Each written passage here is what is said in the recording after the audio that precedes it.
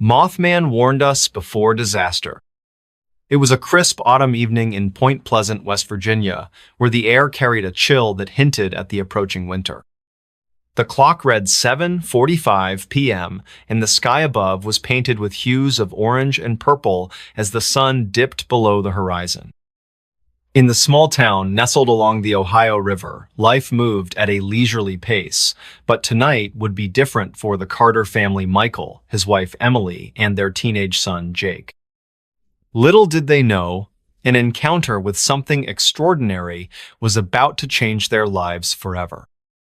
The Carter family had gathered in their living room after dinner, settling in for a quiet evening together. Michael sat on the couch reading a newspaper while Emily worked on a knitting project nearby. Jake, engrossed in a video game, occasionally paused to comment on the news stories his father shared aloud. The atmosphere was calm, almost serene, until a sudden gust of wind rattled the windows, startling them all. "What was that?" Emily asked, glancing toward the window. She rose from her seat and approached it cautiously, peering outside into the gathering darkness. Beyond the yard stretched a dense forest, its towering trees swaying gently in the breeze. At first glance, nothing seemed amiss. But then, out of the corner of her eye, she caught a flash of something large and winged soaring silently through the trees. Her breath hitched and she turned back to her family, her voice trembling slightly. "Did you see that?" Michael set down his newspaper, curiosity piqued. He joined Emily at the window, squinting into the distance. For a moment, there was nothing but the rustling leaves and chirping crickets. Then, without warning, the creature reappeared, a massive figure with wings spanning at least 10 feet, its glowing red eyes piercing through the shadows like twin beacons. It hovered briefly before disappearing into the depths of the forest, leaving behind an unsettling silence. Jake dropped his controller, rushing over to join his parents at the window. "What was that thing?" he whispered, his voice filled with awe and fear. Michael shook his head, unable to offer an explanation. None of them had ever seen anything like it before. As they stood there, trying to process what they'd witnessed, a strange sensation settled over them, a feeling of being watched, as though unseen eyes lingered just beyond the tree line. Later that night, as the family prepared for bed, the memory of the winged creature continued to haunt them. Unable to shake the unease, Michael decided to do some research. He retrieved an old encyclopedia from the bookshelf and flipped through the pages, searching for any mention of similar sightings. To his surprise, he discovered references to a legendary entity known as the Mothman, mysterious creature said to have appeared in Point Pleasant during the late 1960s, coinciding with a series of bizarre events culminating in a tragic disaster. The parallels between those accounts and their own experience were uncanny. The next morning, the Carters discussed their findings over breakfast. They agreed that the Mothman's reappearance couldn't be ignored. It felt like a warning, a sign of impending danger. Determined to uncover more information, they visited the local library, where they met Mr. Jenkins, an elderly librarian who had lived in Point Pleasant for decades. His eyes widened when they mentioned the Mothman, and he nodded knowingly. "Ah, yes," he said solemnly. "Many people dismissed it as mere folklore back then, but those who paid attention knew better. The Mothman always appears before tragedy strikes." His words sent shivers down their spines, but they pressed him for details. Mr. Jenkins recounted stories of other sightings of people describing the same glowing red eyes, the same silent flight, and the same ominous presence. He also spoke of the Silver Bridge collapse in 1967, which claimed the lives of 46 people, occurring shortly after the last reported sighting of the Mothman.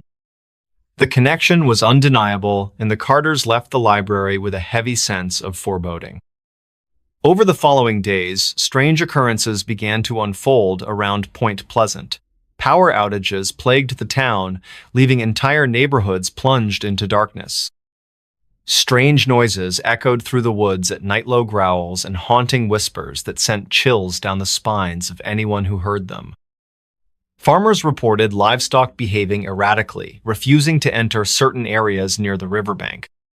And then came the dreams, vivid nightmares plaguing each member of the Carter family, filled with images of collapsing structures and desperate screams. One evening, as the family sat together in the dim glow of candlelight due to another power outage, they heard a deafening screech that reverberated through the air, followed by the sound of flapping wings overhead. They rushed to the window, hearts pounding wildly, and saw the Mothman once again, this time perched atop a nearby telephone pole. Its red eyes locked onto theirs, staring intently as if delivering a final message. Without speaking, they understood the gravity of the situation. That night, the Carters made a decision. Packing only essentials, they left Point Pleasant, seeking refuge in a neighboring town. Days later, news broke of a catastrophic Eventa major bridge connecting Point Pleasant to Ohio had collapsed under mysterious circumstances, mirroring the tragedy of decades past. Scores of people lost their lives, and the town was left reeling in shock and grief. Though grateful for their escape, the Carters couldn't help but wonder about the Mothman's true nature. Was it a harbinger of doom, or a guardian trying to warn humanity of dangers yet unseen? Whatever the case, one thing was certain: their lives had been forever altered by the encounter. Even now, years later, whenever they hear the distant cry of birds or catch glimpses of shadows moving in the twilight, they pause and remember the glowing red eyes that saved them from disaster. In the end, the Carters learned to live with the knowledge that some mysteries are best left unanswered. Yet, deep down, they remain convinced that the Mothman is still out there watching, waiting, ready to deliver its warnings to those willing to listen. Next story. The Clapping Man of Missouri. He only comes when you clap back. It all started with a whisper in the wind, or so it seemed. I was sitting on the porch of my uncle's cabin late one evening, sipping lukewarm coffee and staring out into the darkness that stretched endlessly beyond the edge of town. It was August, and the air carried an oppressive heat that clung to your skin like a second layer of clothing. The crickets chirped rhythmically, their song blending seamlessly with the hum of cicadas. Everything felt normal until it didn't. Let me back up for a moment. My name is Alex, and I grew up in a small rural town called Willow Creek, nestled deep within the rolling hills of Missouri. If you've never been here, picture this: endless fields of golden corn swaying gently under the sun, narrow dirt roads winding through dense forests where sunlight barely penetrates, and a quiet stillness that lingers even when the world outside seems chaotic. But beneath that serene surface lies something darker, something whispered about by locals over hushed tones during late-night gatherings at the diner or around campfires deep in the woods. You see, Willow Creek has its own urban legenda story passed down through generations, told to children as cautionary tales and dismissed by adults as mere superstition. They call him the Clapping Man. As kids, we heard snippets of the tale from older siblings or friends whose parents had warned them not to stray too far into the woods after dark. According to legend, the Clapping Man roams the outskirts of Willow Creek, appearing only in places untouched by civilization: abandoned barns, desolate fields, and shadowy groves where trees twist unnaturally toward the sky. He's said to be drawn to sound specifically: clapping. Here's how the story goes. If you clap twice or more in these isolated areas, he will come, and once he arrives, there's no turning back. Locals always added a chilling caveat: he only comes if you clap back. At first glance, it sounds absurd, doesn't it? like some half-baked ghost story meant to scare restless teenagers into behaving themselves. But no one ever dared to test it not anymore. Not since. Well, let's just say there are reasons why people steer clear of certain parts of the forest now. Fast forward 10 years later, and I found myself returning to Willow Creek for what was supposed to be a peaceful summer break before starting graduate school. My childhood best friend, Jamie, had invited me to join her and a group of friends for a weekend camping trip near Old Hollow Lake, a secluded area surrounded by towering pines and thick underbrush. It wasn't exactly my idea of fun. I'd rather stay indoors reading books, but Jamie insisted, claiming it would help me reconnect with nature. We arrived late Friday afternoon, setting up our tents along the lake's rocky shoreline. As dusk settled over the landscape, casting long shadows across the water, Jamie pulled out a bottle of whiskey she'd smuggled in her backpack. "To celebrate," she said with a mischievous grin. We sat around the fire, laughing and sharing stories late into the night. That's when someone brought up the clapping man. "It's stupid," Jamie scoffed, taking a swig from the bottle. "Just another dumb legend to keep us scared of the woods. Who even believes that crap?" Her words hung heavy in the air, though none of us argued. There was an unspoken agreement among us. While most viewed the story as folklore, there remained a kernel of unease buried deep within each of us. Maybe it was the way the wind picked up suddenly, rustling the leaves overhead, or the distant howl of a coyote echoing through the valley. Whatever it was, it made the silence afterward feel heavier than usual. Then came the dare. "Fine," Jamie said, slamming the bottle onto a log. "If you guys don't believe me, let's prove it. Let's go find this clapping man and see if he actually exists." No one responded immediately. Instead, we exchanged nervous glances, the flickering flames reflecting off our faces. Finally, another friend, Sam, spoke up. "All right, but only if you do it first." Jamie smirked, standing up abruptly. "Deal." Armed with flashlights and a growing sense of dread, we ventured deeper into the woods surrounding the lake. The path narrowed quickly, forcing us to walk single file as the canopy above thickened, blocking out the moonlight. Every snap of a twig or scuttle of unseen creatures sent shivers down my spine, but I tried to convince myself it was just the alcohol talking. When we reached a clearing, Jamie stopped abruptly. She turned to face us, her eyes gleaming with determination or maybe bravado. "Watch closely," she said, raising her hands. Then, without hesitation, she clapped twice. The sound echoed through the clearing, reverberating off the trees before fading into silence. For a moment, nothing happened. Just the soft rustle of leaves and the occasional chirp of insects. Then, a faint clap, distant yet unmistakable, answered hers. I froze, my breath catching in my throat. Beside me, Sam muttered, "Did you hear that?" Before anyone could respond, another clap followed, closer this time, and then another, each one louder than the last, closing in like footsteps in the dark. Panic set in as Jamie stumbled backward, dropping her flashlight. The beam rolled away, illuminating the edge of the clearing and revealing a shadow moving between the trees. It wasn't human.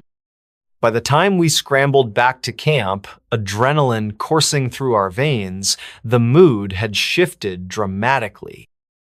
No one joked anymore. Instead, we huddled together, speaking in hushed tones while keeping watch over the woods.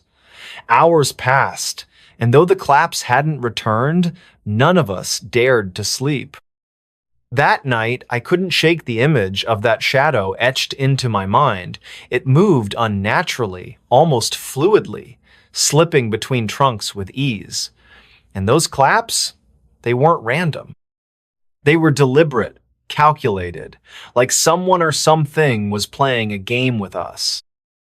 Over the next few days, strange occurrences plagued our group. Faint clapping echoed in the distance whenever we ventured near the woods. Footsteps trailed behind us on empty paths. Once, I swore I saw movement out of the corner of my eye, figure crouched low among the cornfields, watching silently. When I turned to look directly, it vanished. But the worst part? None of us had initiated the ritual again, yet the claps persisted. One evening, after everyone else had gone to bed, I decided to take a walk along the lakeshore. The air was cooler now, carrying with it the scent of pine and damp earth. I walked aimlessly, trying to process everything that had happened. Was it real? Or were we simply projecting our fears onto the wilderness? As I stood gazing out at the water, the world around me seemed to pause. The wind died down completely, leaving an eerie stillness in its wake. Even the crickets fell silent. That's when I heard the unmistakable sound of clapping. At first, it was soft, almost imperceptible. Then it grew louder, closer. Each clap resonated through the air, sending chills racing up my spine. I spun around, heart pounding, searching for the source. Nothing. Until the final clap came. It wasn't from behind me. It wasn't from the woods. It was right beside me, so close I could feel the vibrations in my chest. I screamed, bolting toward the campsite, ignoring the branches clawing at my arms and legs. By the time I reached the others, tears streamed down my face, and I couldn't form coherent sentences. Later, when I calmed enough to describe what I'd experienced, Jamie asked hesitantly, "Did you see anything?"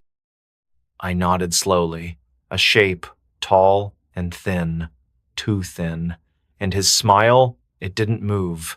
It stayed frozen, like he knew something we didn't. After that night, things escalated rapidly. Claps echoed throughout the campsite at random intervals, waking us from fitful dreams.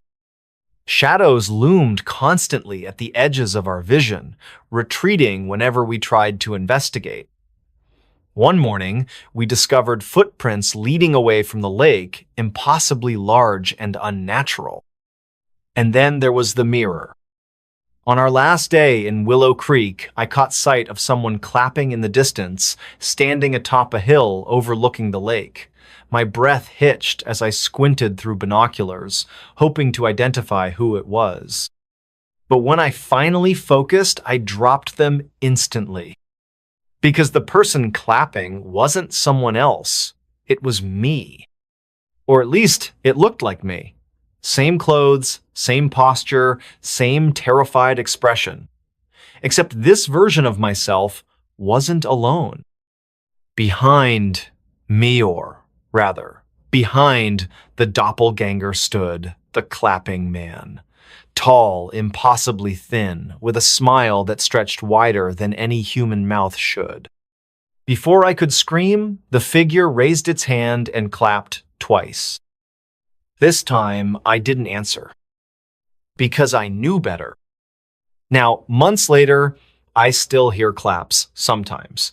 Not every day, but often enough to remind me that whatever we unleashed that night isn't done with us yet. And each time, I wonder, did I summon it? Or was it waiting all along? Whoever, whatever it is, it knows me, and it won't stop until it gets what it wants. So please heed my warning. Don't clap back, because once you do, there's no going back. Next story. The Bridge That Warps Time. The air was heavy with the scent of damp earth and decaying leaves as I stood at the edge of the forest, staring down the narrow dirt road that led to it. It wasn't marked on any map, not even Google Maps, which had become my lifeline during this impromptu road trip through the backwoods of northern Maine. My GPS had been acting up for miles now, its once reliable voice cutting out mid-sentence, replaced by static or silence altogether. I hesitated before stepping forward, glancing over my shoulder at the car parked haphazardly on the side of the road. Its headlights cast long shadows across the underbrush, illuminating nothing but an endless sea of trees. This place felt wrong, like the kind of spot where stories began and ended. But curiosity, that insidious little devil, pushed me forward. And then I saw it. The bridge loomed ahead, skeletal and ancient, spanning a ravine so deep I couldn't see the bottom. It looked like something out of a postcard from another century. Weathered wooden planks creaking beneath moss-covered beams, iron supports rusted nearly beyond recognition. Yet despite its decrepit appearance, there was something unsettling about it, something that made my skin prickle and my breath catch in my throat. It didn't belong here. As I approached, the sound of rushing water below grew louder, though I still couldn't make out the source. Each step closer sent shivers racing up my spine. There were no signs warning travelers away, no caution tape blocking access, just the bridge itself waiting silently for whoever dared cross it. A local legend, perhaps? I thought briefly of asking someone in town earlier, but they all seemed too eager to change the subject whenever I mentioned the area. One man, his face lined with years of hard living, simply stared at me for what felt like an eternity before muttering something about things best left alone. His words echoed in my mind now, chilling in their ambiguity. Still, I kept walking. My phone buzzed in my Pocketa text notification. Pulling it out, I frowned when I saw the message displayed on the screen. Don't go. No sender name, no number. Just those two stark words glowing ominously against the dark background. Before I could process it further, the phone glitched violently, the screen flickering between random photos, videos, and apps until finally going black. Dead. Completely dead. Forcing myself to breathe, I slipped the useless device back into my pocket and took one last look around. The forest seemed quieter now, almost suffocating in its stillness. No birds chirping, no wind rustling the leaves.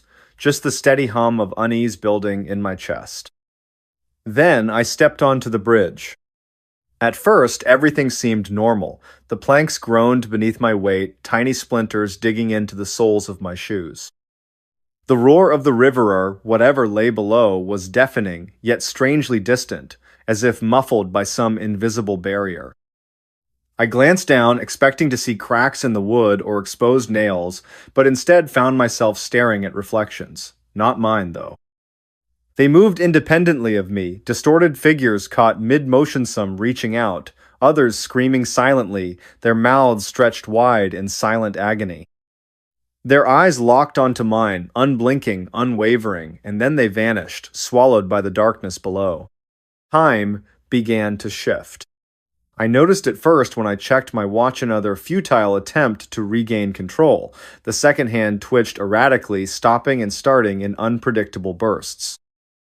Seconds dragged into minutes. Minutes collapsed into seconds. My heartbeat quickened, matching the erratic rhythm of the clock. Was I imagining it, or was something else at play? Footsteps echoed behind me. Spinning around, I searched the bridge for whoever or whatever was following me, but I was alone. The only sound came from the river far below, its ceaseless flow masking anything else that might be lurking in the shadows. Still, the footsteps persisted, growing louder with each passing moment. They weren't coming from behind anymore, they were ahead. Ahead of me.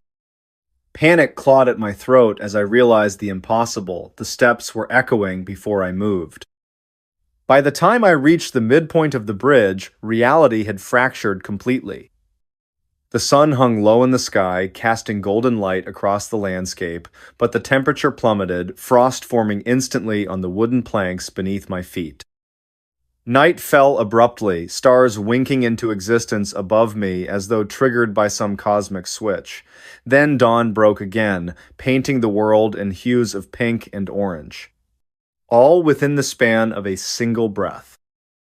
Voices joined the cacophony now, whispers carried on the wind like fragments of forgotten memories. Some called my name, familiar yet distorted, while others spoke in languages I couldn't understand. Among them, one voice stood out, a child's laughter, pure and innocent, followed by a sharp cry of pain. I froze, searching desperately for its source, but the sound faded before I could pinpoint it. And then I heard it again. This time, it was closer. Much closer. When I turned, I wasn't alone anymore. A figure stood at the other end of the bridge, silhouetted against the unnatural glow of the horizon. Tall and gaunt, its features obscured by shadow, it watched me with an intensity that paralyzed me where I stood. For a moment, we simply stared at each other, the distance between us stretching infinitely wider than the physical space allowed. Then it raised a hand, pointing directly at me. Time unraveled. Seconds stretched into hours, days, centuries. My body aged rapidly, wrinkles carving deep lines into my face as gray hairs sprouted overnight. Yet somehow I remained conscious throughout the transformation, trapped in a loop of perpetual decay and renewal. Memories blurred together, overlapping and fracturing until I couldn't tell what was real and what was illusion. Around me, the bridge twisted and contorted, becoming less a structure and more a liminal space, a threshold between worlds. Figures appeared and disappeared without warning, their faces frozen in expressions of terror or grief. Shadows slithered along the ground, writhing like living creatures, while the voices grew louder, drowning out all rational thought. Somewhere amidst the chaos, I stumbled upon a horrifying truth. Time wasn't just warped, it was alive, conscious, sentient, and it wanted me. Or rather, it wanted to keep me. As the realization dawned, the bridge began to collapse around me, wooden planks splintering and falling into the abyss below. Desperation fueled my movements, forcing me to run despite the overwhelming fatigue threatening to consume me. Every step felt heavier than the last, gravity pulling me downward with increasing ferocity. Finally, after what felt like an eternity, I burst free of the bridge and collapsed onto solid ground. Gasping for air, I rolled onto my back, staring up at the sky. It was night again, the stars twinkling innocently overhead. Everything seemed normal, too normal. That's when I noticed him. Standing a few feet away, watching me with an expression somewhere between pity and amusement, was a younger version of myself. He looked exactly as I had mere moments ago, before the bridge drained decades from my life. Our eyes met, and for a brief instant I saw understanding flash across his face. He knew. Knew what? Before I could ask, he smiled faintly and shook his head, mouthing a single word. Run. I don't remember much after that, only fragments, flashes of light, echoes of screams, the sensation of being pulled in opposite directions. When I finally came to, I was lying in a hospital bed, tubes snaking from my arms, machines beeping softly beside me. A nurse entered the room, her smile warm but strained. "You've been missing for 40 years, she said gently. "Welcome back." 40 years? Impossible. But as I sat up, catching sight of my reflection in the window, I knew she was right. My hair was white, my face lined with age. And yet, inside, I felt unchanged, trapped. Now, every night, I dream of the bridge, of the figure at the other end. Sometimes, when I wake, I swear I can hear footsteps outside my door slow, deliberate, getting closer with each passing day. And sometimes, I wonder if running was the right choice after all. Next story. Creepy factory ghosts encounter during night shift. Factory ghosts in the dark. I used to think that night shifts were boring. Lonely? Sure. Quiet? Definitely. But boring. That was the whole appeal. No managers breathing down your neck, no coworkers interrupting your flow, just you, the machines, and time moving slowly. At least, that's what I believed until I took the job at Harlan Steelworks. The factory was built back in the 1940s and had barely been updated since. The entire building groaned like an old man every time the wind hit the walls. Flickering lights, rusted metal, faded safety posters from decades past, everything reeked of age and something else I couldn't place at first. I was hired through a temp agency. They needed someone to cover the overnight shift after one of the workers abruptly quit. No details were given, just he left mid-shift and didn't come back. I should have seen that as a red flag. But I needed the money, and the guy on the phone said it was easy work. Just monitor the furnace temperatures. Make sure the conveyors don't jam. Log activity in the binder near the main control panel. That's it. No heavy lifting, no tools, no one to talk to. Easy. My first night started at 10 p.m. The factory was about 30 minutes outside town, surrounded by nothing but cornfields and mist. I remember how quiet it was when I pulled into the lot. No other cars. Just mine and the long, low building stretching into the dark like a sleeping beast. I had to buzz myself in. No guard, no receptionist, just a keypad and a red button. Inside, the air was thick with dust and oil. The only light came from a few flickering overheads. The silence was so complete, I could hear the hum of the fluorescents like they were whispering directly in my ears. I found the control panel and checked the binder. The previous shift had signed out at 9:55. No notes, no warnings, just initials, KL. That name would come back to me later, in the worst way. The first 2 hours were uneventful. I made my rounds, logged temps, stretched my legs. The machines weren't running maintenance, apparently so it was just me and the silence. Around midnight, things started to feel wrong. It began with a loud clang from the far end of the conveyor line. I froze. It wasn't the wind. It wasn't a creaky pipe. It was deliberate, like someone had kicked a metal drum. I called out, "Hello? Anyone there?" No response. I grabbed the flashlight hanging by the panel and walked toward the noise. The beam cut through the dark like a knife. I passed rows of dormant machinery, their surfaces slick with oil and grime. Everything looked undisturbed. But then, at the end of the corridor, just past the hydraulic press, I saw movement, a figure darting between machines. I nearly dropped the flashlight. "Hey!" I shouted, trying to sound firm. "You're not supposed to be here!" Still nothing. I picked up my pace, turned the corner. No one. But I swear I heard breathing, labored, ragged breathing, right behind me. I turned fast, just empty space.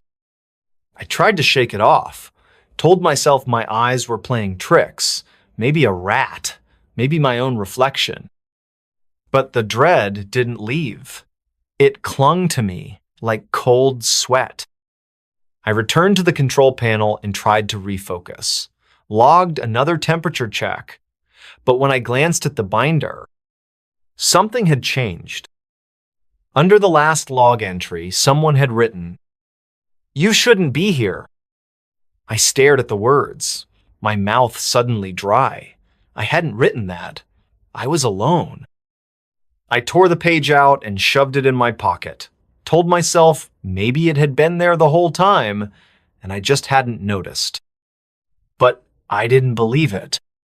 Around 2:00 a.m., the intercom crackled to life.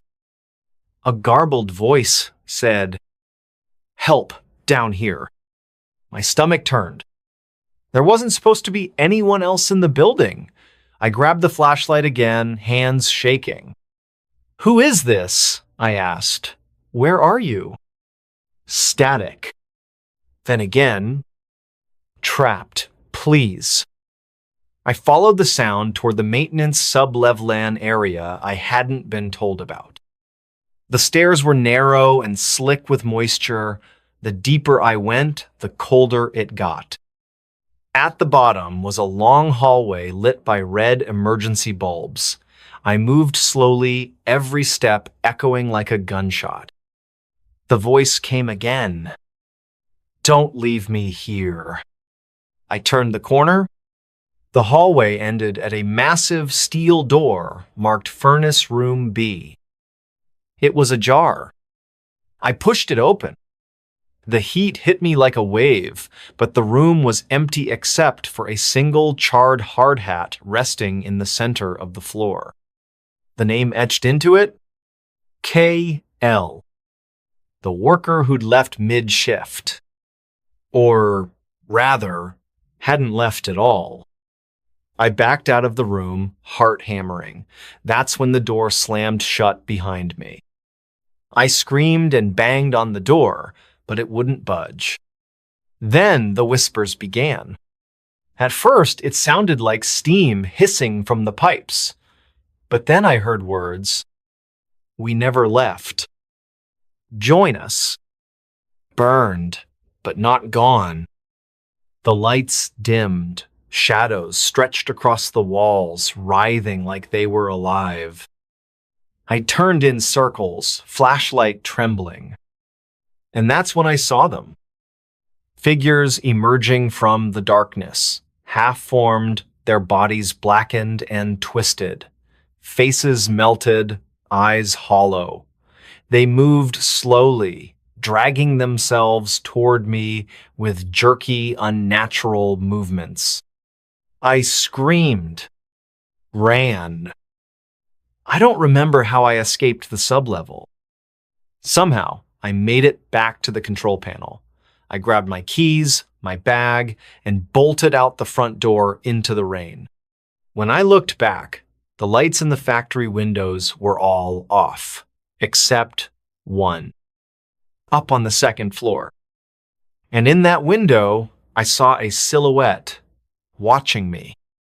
It raised a hand and waved. I quit the next day, didn't ask for my paycheck, didn't tell the agency what happened. A week later, I saw a news article. Temporary worker vanishes during night shift at Harlan Steelworks. A new guy, hired to cover my old spot. They never found him. And the factory? Still operational. Still hiring. But some nights, when I'm driving past those cornfields, I swear I see smoke rising from the roof. And if I roll down the window, I can still hear the whispers. We never left. Do you believe in ghosts now? Because I didn't. Until I met them. Black-eyed kids knocked on my door. Late one evening, around 10:45 p.m., in the quiet town of Eldridge, Ohio, a chilling event unfolded at the home of a woman named Emily Carter. The night was unusually still, with no wind to stir the leaves or rustle through the trees. A thick silence enveloped the area, broken only by the distant hum of an occasional car passing on the highway miles away. The moon hung low in the sky, casting an eerie silver glow over everything it touched. Inside her modest two-story house, Emily sat alone on the couch, engrossed in a book while sipping lukewarm tea. Her dog, Max, a loyal golden retriever, lay sprawled at her feet, his breathing steady and rhythmic. Emily had just turned the page when she heard Ida's soft but distinct knock at the front door. At first, she thought it might be a neighbor stopping by unannounced, though that seemed odd given the late hour. She glanced at the clock again, confirming the time. Who could possibly be visiting now? Setting her book down carefully, she rose from the couch, her heart beginning to beat faster as unease crept into her mind. Max lifted his head, ears perked, sensing something amiss. He let out a low growl, his tail twitching nervously against the carpet. As Emily approached the door, she hesitated, peering cautiously through the peephole. What she saw made her blood run cold. There stood two children, no older than 10 or 11 years old, dressed in dark clothing that seemed far too formal for their age. Their faces were pale, almost ghostly white under the dim porch light. But what truly unnerved Emily were their eyes pitch black, void of any visible iris or pupil, like staring into the depths of endless night. Her breath caught in her throat, and she instinctively stepped back from the door. "Who's there?" she called out shakily, her voice trembling despite her attempts to sound calm. Her fingers tightened around the edge of the doorframe as if seeking some kind of stability. Outside, the children remained eerily silent, their heads tilted slightly to one side as though studying her reaction. It was unsettling, unnatural even. Max began barking loudly now, his protective instincts fully awakened. His frantic noises filled the otherwise silent house, creating a stark contrast to the oppressive stillness outside. "Please," one of the children finally spoke, their voice surprisingly deep and resonant for such young-looking beings. "We need help. Our car broke down nearby and we don't have anywhere else to go tonight." Their tone carried an odd cadence, monotone yet strangely persuasive. Emily felt a strange pull toward opening the door, as if some invisible force urged her to comply. But another part of her screamed louder, warning her not to trust these visitors. "No, I can't," Emily stammered, her resolve strengthening as fear gave way to caution. "I'm sorry, but I cannot open the door. You should call someone who can assist you better." She tried to keep her voice firm, though panic bubbled beneath the surface. The children didn't respond immediately. Instead, they simply stared at her through the glass, their expression unreadable, their black eyes piercing through her soul. Max continued barking furiously, his paws scrabbling against the floor as he paced near the door. Emily backed further away, clutching her chest where her heart pounded wildly. "Go away," she shouted, her voice cracking slightly. "Leave me alone." For a moment, there was silence. Then, without warning, the knocking resumed, this time harder, more insistent. Each blow reverberated through the walls, shaking the very foundation of the house. Emily stumbled backward, nearly tripping over Max, who was now cowering behind her. Tears streamed down her face as sheer terror gripped her body. She grabbed her phone, fumbling with trembling hands to dial 911. "Hello? Yes, this is Emily Carter speaking. I live at 42 Maple Street in Eldridge. Please send someone quickly. I think something dangerous is outside my house." Her voice cracked again as she struggled to explain the situation. The dispatcher assured her help was on the way, but instructed her to stay calm and avoid opening the door under any circumstances. Minutes passed like hours as Emily waited anxiously, every nerve in her body on high alert. The knocking persisted, growing louder and more relentless with each passing second. At one point, it stopped altogether, leaving an unsettling silence that was somehow worse than the noise itself. Emily wondered if they had gone or if they were merely waiting for the perfect moment to strike. Finally, sirens wailed in the distance, growing closer until their sound echoed directly outside her house. Relief washed over Emily as she watched red and blue lights flash across her windows.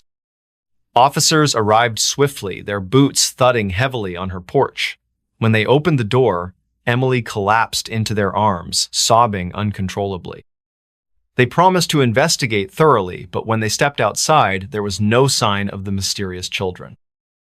No footprints, no evidence of a vehicle breakdown, nothing to indicate anyone had been there at all. In the days that followed, Emily couldn't shake the memory of those haunting black eyes. She read stories online about similar encounters, people claiming to have met so-called black-eyed kids who appeared during the night asking for entry into homes or vehicles. Some dismissed them as urban legends, while others swore they were supernatural entities preying on human vulnerability. Whatever they were, Emily knew one thing for certain: she would never answer the door after dark again. The experience left an indelible mark on her psyche, a constant reminder of the unseen dangers lurking beyond the safety of her own four walls. Even months later, whenever she heard a knock at the door, her pulse quickened and her mind replayed that terrifying night in vivid detail. And though she told herself repeatedly that it was over, deep down, she couldn't help but wonder if the black-eyed children were still out there, watching, waiting, searching for their next victim. Don't just watch in the dark. Click subscribe, like, and join now. Before we begin, tell me, where are you listening from and what time is it there? The Whisper That Breathed. A summer storm brewed over Boston, its dark clouds casting long shadows across the narrow streets of Beacon Hill. The air was thick with humidity, and the faint scent of rain mingled with the salty breeze from the nearby harbor. At precisely 5 in the afternoon, when the sun should have still been high, an unnatural twilight descended upon the city. Andrew Scott hurried down Pinckney Street, his leather satchel slapping against his side with each quickened step. The first rumble of thunder echoed in the distance, vibrating through the cobblestones beneath his worn loafers. He had taken this route home 1,000 times before, but today something felt different.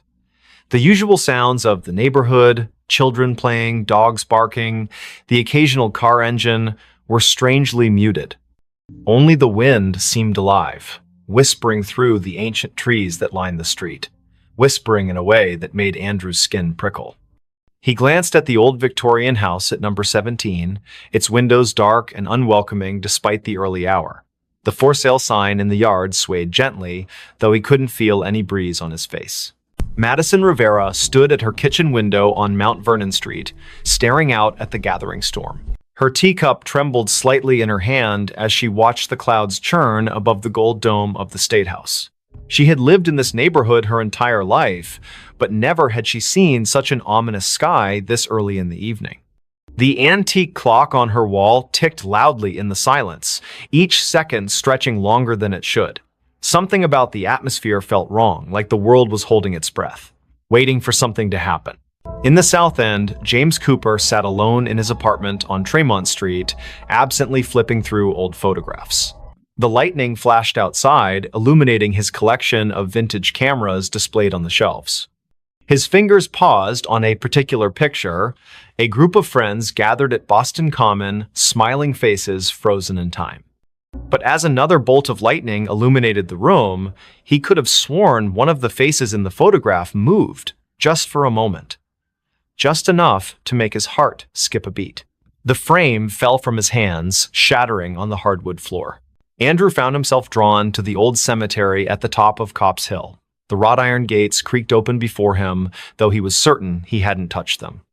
The gravestones stood like silent sentinels, their weathered inscriptions barely visible in the dim light. As he walked between the rows, the whispers grew louder, more distinct.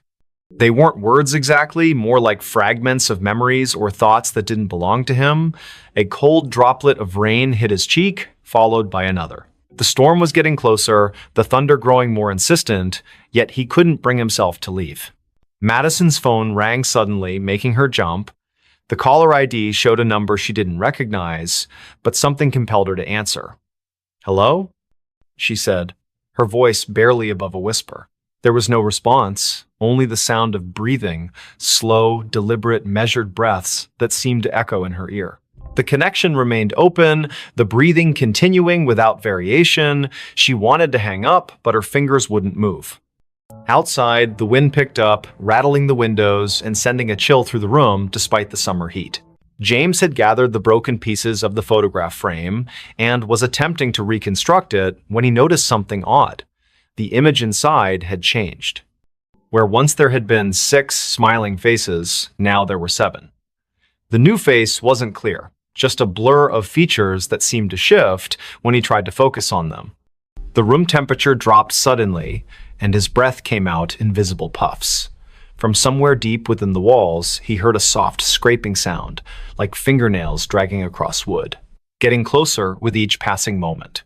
The rain began to fall in earnest now, drumming against rooftops and streaming down window panes throughout the city. Andrew found himself standing before a particular gravestone, its inscription worn almost smooth by time. Yet he could read it perfectly in his mind. Elizabeth Hargrove, 1845–1865. The name triggered something in his memory, though he couldn't place why. The whispers around him formed words now, disjointed phrases that painted pictures of a life cut tragically short. Never meant to. Kept calling me back. So cold here. Madison finally managed to end the call, dropping the phone on the counter with shaking hands. The lights flickered, then steadied, then flickered again. She moved to check the circuit breaker, but stopped when she saw her reflection in the hallway mirror. It wasn't quite right, her eyes were wrong, too dark, too empty. She blinked, and the reflection smiled while she remained expressionless. The breathing from the phone call continued behind her, though no device was near. You shouldn't have answered, it seemed to say, so softly she might have imagined it. James had barricaded himself in his bedroom, the photograph hidden safely in a drawer. The scraping had stopped, replaced by a gentle tapping at his window. When he looked, there was nothing there except the distorted reflection of his room. But something about the angles was off, as if space itself had bent slightly out of shape. His cameras, usually arranged with precise care, were now facing inward, their lenses trained on his bed. "They see you," he whispered to himself, though he wasn't sure where the words came from. The storm outside reached its peak, lightning flashing continuously, yet the darkness in his room deepened rather than lifted. The three of them, Andrew, Madison, James, were connected by threads they couldn't see, drawn together by forces beyond their understanding. Each had experienced strange occurrences before, dismissing them as coincidence or imagination. But now, as the storm battered Boston and the boundaries between worlds grew thin, they would be forced to confront the truth. Elizabeth Hargrove's story wasn't finished, and somehow they had become part of its conclusion. Andrew traced his fingers along the edge of the gravestone, feeling the rough stone bite into his skin. The pain was real, grounding him when everything else felt surreal. The whispers told him things, terrible things, about what had happened here all those years ago. A forbidden love, a desperate plea, a final betrayal. The rain soaked through his clothes, but he barely noticed. In his mind's eye, he could see her, Elizabeth, young and beautiful, standing at the edge of the hill, looking out toward the harbor. Her lips moved, forming words he couldn't hear over the storm. But he could feel them, resonating in his chest like a second heartbeat. Madison had retreated to her basement, seeking sanctuary from whatever haunted her home. The old furnace hummed in the corner, its rhythm matching the breathing that now filled every room. Boxes stacked against the walls contained fragments of her family's history, generations of Riveras who had lived and died in this very house. She opened one at random, finding a yellowed newspaper clipping. The headline read, "Local Girl's Mysterious Death Shocks Community." The date was June 12, 1865. The photograph showed a girl who looked remarkably like her, standing beside a man whose face was obscured by shadow. He promised, the breathing seemed to say. But he lied. James discovered something in his closet, a small wooden box he didn't remember owning. Inside were letters, written in elegant script that faded even as he read them. They spoke of longing and loss, of meetings in secret places, of promises broken under duress. The last letter ended abruptly. "If you're reading this, then I have failed. Tell them what he did, tell them how he silenced me, the whispers will guide you." The room temperature plummeted, frost forming on the inside of his window. Outside, something moved between the flashes of lightning, something that shouldn't exist in this world. Find them. It breathed. All of you. The storm reached its crescendo, lightning striking the gold dome of the State House with a deafening crack. For a moment, everything went white, and when vision returned, the city seemed subtly altered. Shadows fell differently, familiar landmarks appeared slightly skewed, people walking in the streets moved as if underwater, their faces blank masks. Those who had been touched by Elizabeth's story felt the change most acutely. Their senses heightened, their perceptions expanded beyond normal limits. Sounds carried from impossible distances. Smells lingered long after their sources disappeared. Touches left imprints that glowed faintly in the dark. Andrew found himself unable to leave the cemetery. The gates had vanished, replaced by an endless expanse of tombstones stretching in all directions. Each bore Elizabeth's name, each marked a different year of death.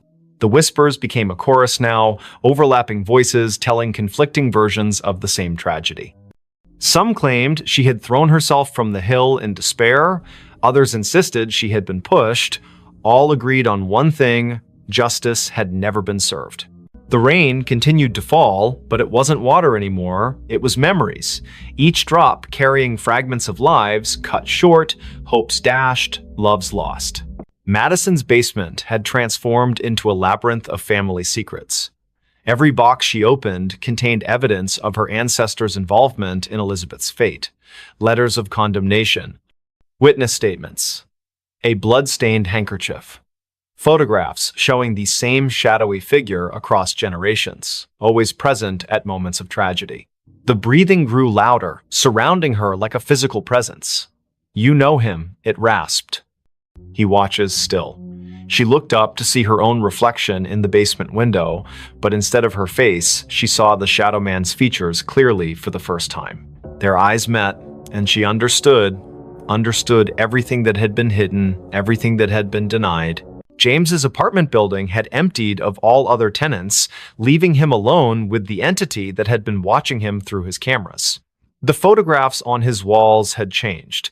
Each now showed the same scene: Elizabeth standing at the edge of Copp's Hill, reaching out to someone just out of frame.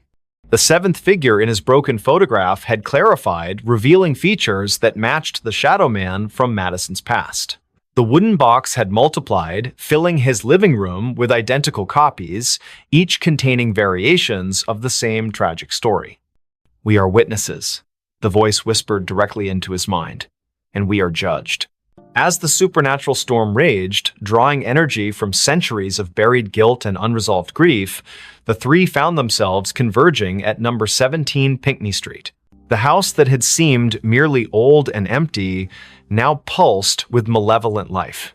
Its windows reflected scenes from the past. Elizabeth's final moments played out endlessly, each iteration slightly different, each ending the same. The front door stood open, inviting them inside to witness the truth. The interior defied physics. Rooms stretched impossibly far, staircases led to nowhere, doors opened onto other dimensions. In the center of it all stood the Shadow Man, finally revealed in full. His face was a composite of every person who had ever turned a blind eye to injustice, every authority figure who had dismissed Elizabeth's pleas for help. "It's time," he said, his voice a chorus of thousands. Time to break the cycle. The house shook violently as reality struggled to contain the weight of so many unresolved wrongs. Andrew, Madison, and James realized simultaneously that they had been chosen not as victims, but as instruments of resolution. Each carried a piece of Elizabeth's story within them: Andrew through his ancestral connection to the hill, Madison through her family's complicity in the cover-up, James through his ability to capture truth in images. Together, they formed a conduit through which Elizabeth's voice could finally be heard, her story told in full, her justice served. The Shadow Man began to dissolve, his form unraveling like smoke caught in a strong wind. "Too late," he whispered, fragments of his essence dispersing into the ether. The truth cannot be contained. The house around them started to collapse, folding in on itself as centuries of lies unraveled. Through the destruction, Elizabeth emerged, not as a ghost, but as a manifestation of collective memory given form. Her eyes held all the sorrow of her age, yet also a spark of hope newly kindled. The storm broke as suddenly as it had begun, leaving behind an eerie calm. Number 17 Pinckney Street stood intact once more, its windows dark and its for sale sign swaying gently in the evening breeze. Andrew, Madison, and James found themselves standing on the sidewalk, drenched and disoriented but whole. The whispers had ceased, replaced by the natural sounds of a city recovering from a summer storm. Lightning flashed one last time, illuminating the hilltop where Elizabeth had stood so long ago.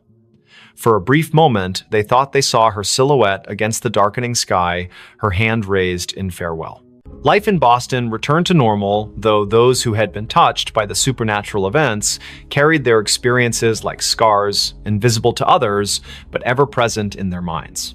Andrew devoted himself to preserving local history, ensuring that stories like Elizabeth's would never be forgotten again.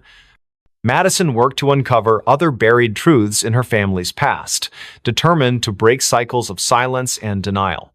James continued taking photographs, but now his lens sought to capture not just images, but essences, the intangible elements that made people who they were. On quiet summer evenings, when storms gathered over the city and the wind whispered through the ancient trees, some claimed they could still hear Elizabeth's voice. Not demanding vengeance, not seeking pity, simply reminding those who would listen that truth has a way of emerging, no matter how deeply it is buried. And sometimes, when passing number 17 Pinckney Street, particularly sensitive souls might catch a glimpse of movement in an upper window or feel a gentle touch on their shoulder, accompanied by the softest of whispers, "Thank you." The story of Elizabeth Hargrove became legend in certain circles, a cautionary tale about the dangers of ignoring injustice and the power of collective memory. Her name appeared in historical records, her story told in museums and walking tours. Yet those who had truly known her, Andrew, Madison, James, understood that her presence lingered not in these official accounts, but in the spaces between them. In the moments when the world seemed to hold its breath, when shadows fell just a little too deep, when the wind carried voices from another time, Boston continued its march forward, oblivious to the thin veil separating past from present. Summer storms still rolled in from the Atlantic, lightning still illuminated the gold dome of the State House. Children still played in the shadow of Copp's Hill, unaware of the tragedy that had unfolded there so long ago. But somewhere, in the fabric of the city itself, Elizabeth's story continued to resonate. A reminder that some truths refuse to be silenced. Some voices continue to breathe long after their bodies have turned to dust. And on nights when the moon hung low over Beacon Hill, casting long shadows across the cobblestone streets, those who listened closely might hear it, the whisper that breathed, carrying fragments of a life reclaimed, echoes of justice finally served. Reminders that even in death, truth finds a way to speak through those willing to listen. Next story. The unsolved case of room 606, the hotel room that never existed. I never thought I'd be sitting here telling you this story. It's not something anyone would believe if they hadn't experienced it themselves. But the truth is, some things in life are too strange to ignore, and room 606 was one of them. Let me start from the beginning. It all began with a phone call late one night, a voice on the other end that sounded like someone trying desperately to warn me about something I couldn't yet understand. "Don't go there," it whispered before disconnecting abruptly. At first, I dismissed it as a prank or just another sleepless night getting the better of me. But then, the emails started coming. Anonymous messages filled with cryptic warnings. Room 606 doesn't exist, but it will find you. The more I tried to ignore them, the louder they became.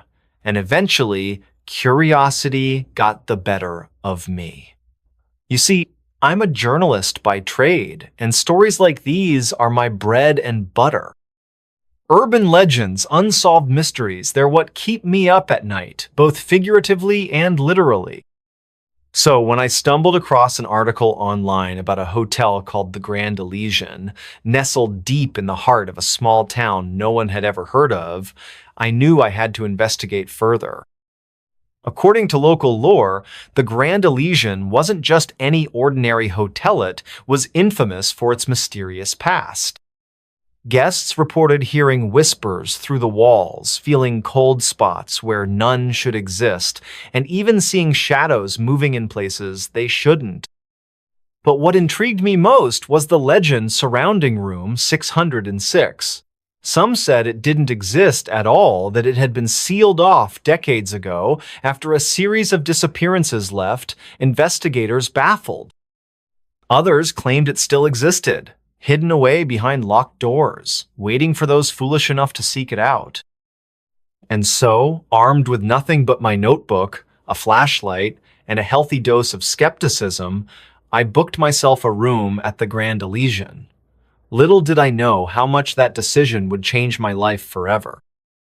When I arrived, the hotel looked every bit as eerie as the stories suggested. Its towering facade loomed over the street, its windows dark, except for a few scattered lights flickering faintly in the distance. The air smelled faintly of mildew and old wood, and the heavy oak doors creaked ominously as I pushed them open. A bell rang somewhere inside, echoing down the long corridors beyond. At the front desk sat an elderly man whose eyes seemed to pierce right through me. He introduced himself simply as Mr. Grayson, though his name tag bore no such title. His fingers trembled slightly as he handed me my keycard, and his voice carried a weight that made me feel uneasy. "You're staying in room 412, he said without looking up. "Fourth floor. Elevators around the corner." I nodded, thanking him politely, though his demeanor left me unsettled. As I turned to leave, I noticed a peculiar gap between two panels on the wall behind him. For a moment, I thought I saw a movemental shadow darting into the darkness, but when I blinked, it was gone. The elevator ride up felt longer than it should have. Each ding announcing our arrival at a new floor sent shivers down my spine. By the time I reached the fourth floor, the hallway stretched out before me like a labyrinth, its carpet worn thin and stained in places. The lighting flickered erratically, casting odd shapes against the peeling wallpaper. Somewhere in the distance, I could hear faint footsteps, though I was clearly alone. My room was exactly as described. Sparse furnishings, outdated decor, and a window offering a view of nothing but brick walls. Yet despite its unremarkable appearance, something about the space made me uncomfortable. The silence pressed heavily on my ears, and I swore I could feel eyes watching me from outside. That evening, I decided to explore the hotel further. After all, I hadn't come here just to sit in my room. Armed with my notebook, I wandered aimlessly through the corridors, taking note of their peculiarities. Hallways twisted and turned in ways that defied logic, leading me back to places I'd already been. Doors appeared where none had existed moments before, only to vanish again once I approached. It was maddening and utterly fascinating. Then came the whispers. At first, I thought they were coming from within my own mind, echoes of paranoia brought on by the oppressive atmosphere. But soon, I realized they weren't imagined.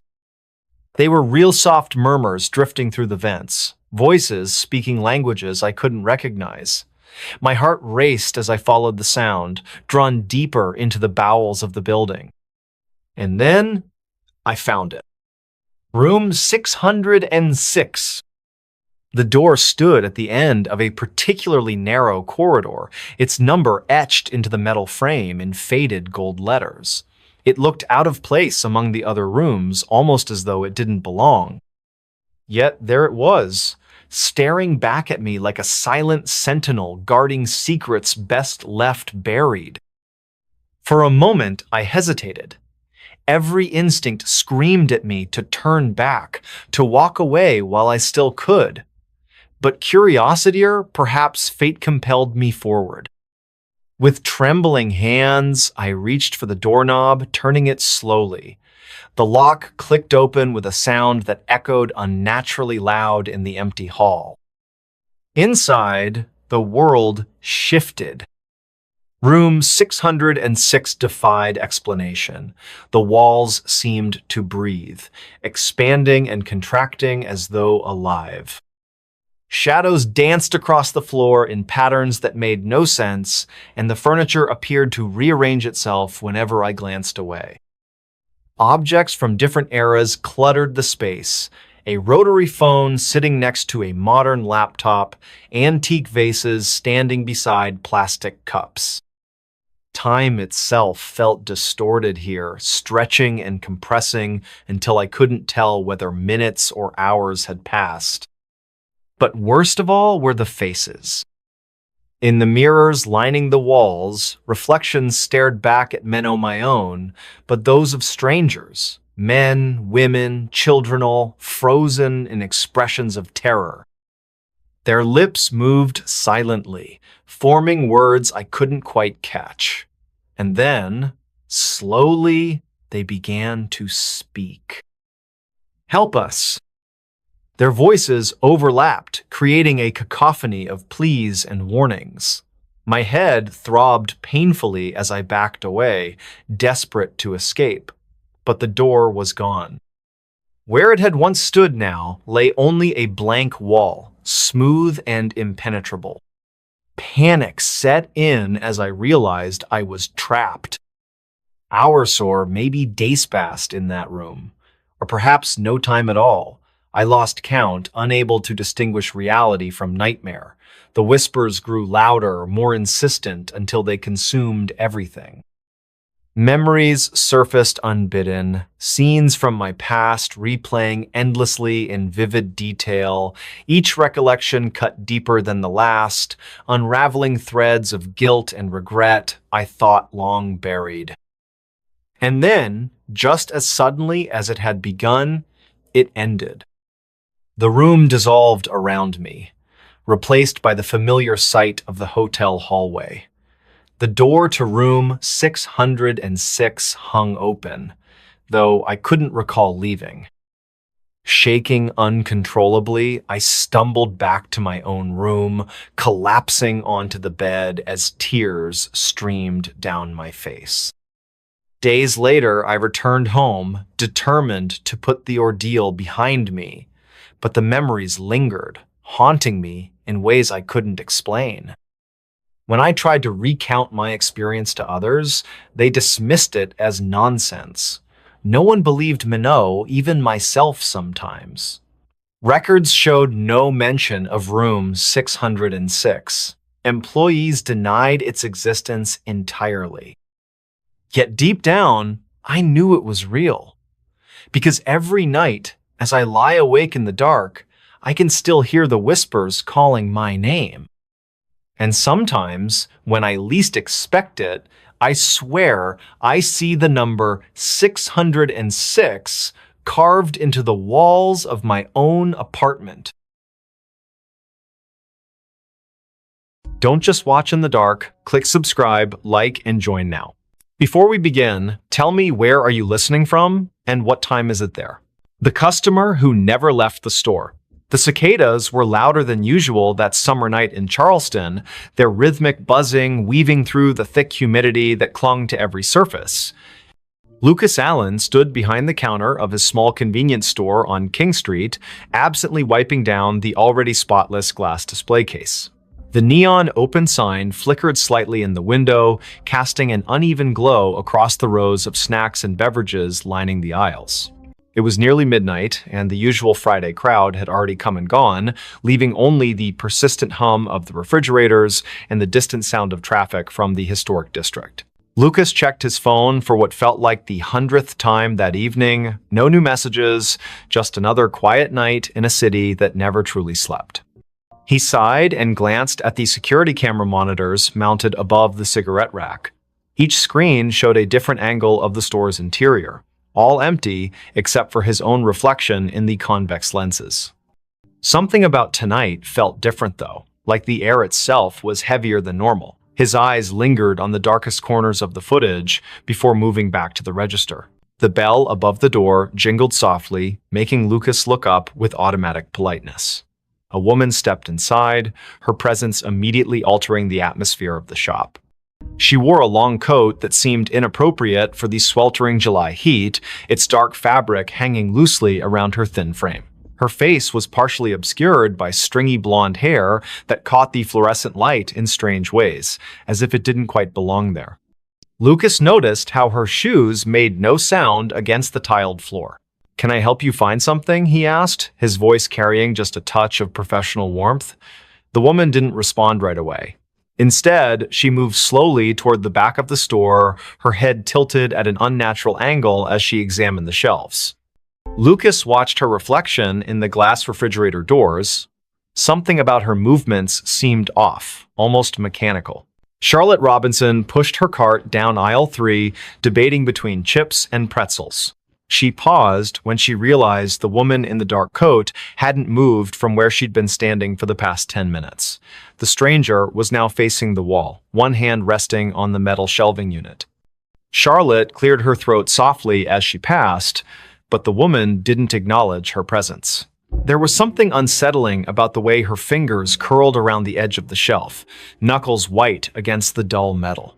Lucas finished counting the drawer for the third time, the numbers blurring together in his mind. The woman still hadn't approached the register. He could see her in his peripheral vision, standing in the same spot near the snack aisle.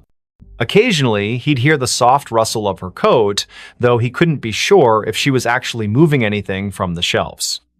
The store's lights seemed dimmer than usual, casting long shadows across the floor. When he looked directly at her, she appeared perfectly normal, just another customer browsing late at night. But whenever his attention shifted elsewhere, he could feel her watching him. Amelia Mitchell entered the store 20 minutes later, her nurse's scrubs still damp from walking through the humid night air. She needed headache medicine after her double shift at Roper Street Francis Hospital. The first thing she noticed was the temperature. It felt several degrees colder inside than it should have been. Then she saw the woman in the dark coat standing near the beverage coolers. Something about her posture seemed wrong, like she was leaning into the glass without actually touching it. Amelia grabbed her medicine quickly, avoiding eye contact as she approached the register. The transaction took longer than necessary. Lucas kept glancing at the security monitors, noting how the woman's position never changed despite the passage of time. On the cameras, she appeared as a dark smudge against the bright colors of the snack aisle, her features indistinct even in high definition. When he finally looked up from the register, Amelia was already gone, leaving behind only the faint scent of hospital-grade soap. The cicadas outside seemed louder now, their song almost frantic against the glass windows. Charlotte decided she needed to leave. The woman had started humming softly, a tune that sent shivers down her spine, though she couldn't place why. As she approached the register, she noticed something peculiar. The floor tiles beneath the woman's feet looked newer than the rest, as if they'd been recently replaced. The grout lines were cleaner, the pattern slightly misaligned with the surrounding area. Lucas rang up her purchase without speaking, his hands trembling slightly as he handled the cash. Neither of them acknowledged the figure still standing silently among the snacks. The clock ticked past midnight. Lucas began his closing routine, straightening displays and checking expiration dates. The woman remained in her spot, seemingly unaware of the store's operating hours.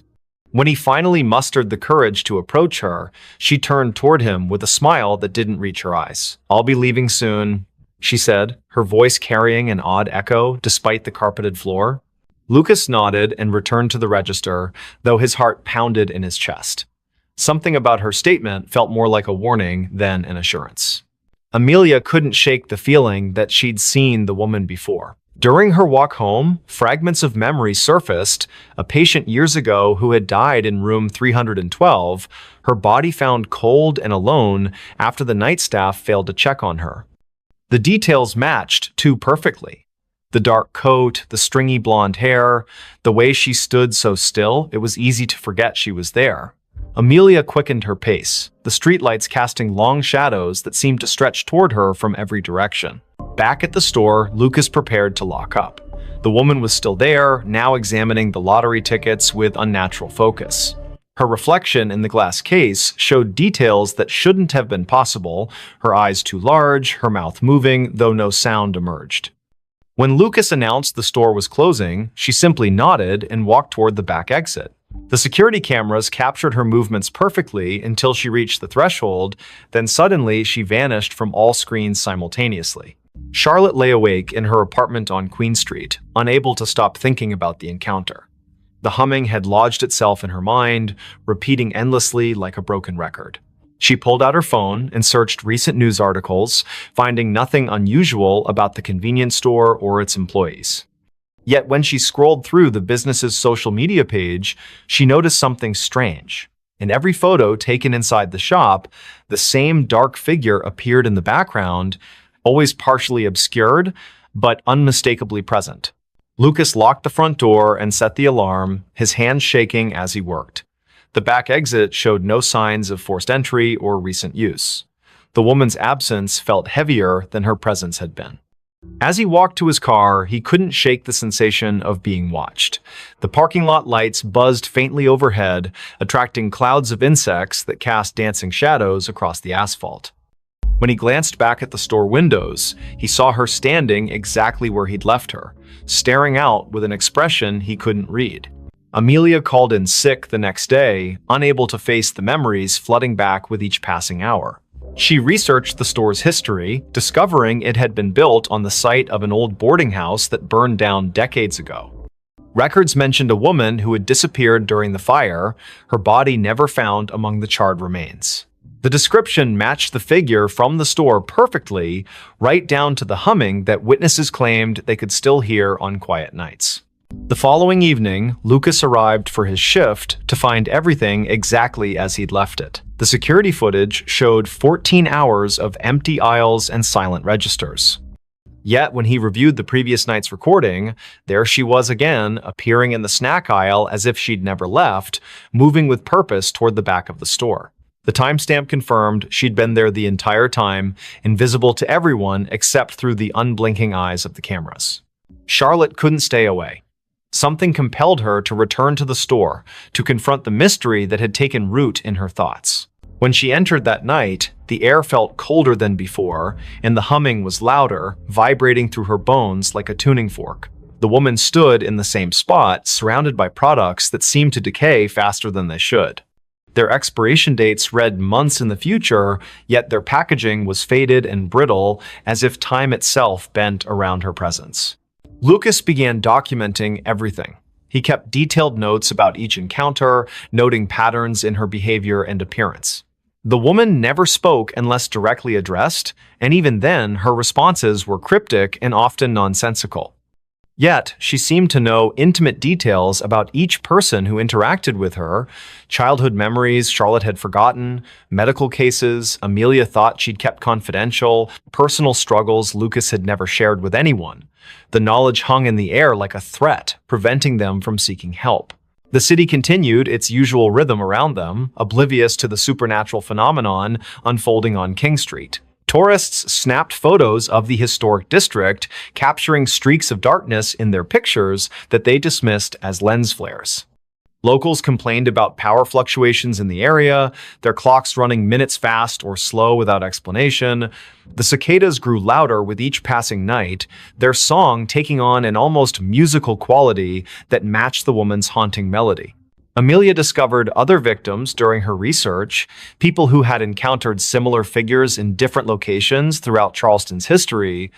Each story followed the same pattern: a mysterious woman appearing in places of commerce, lingering beyond reason, collecting pieces of people's lives until they became trapped in her orbit.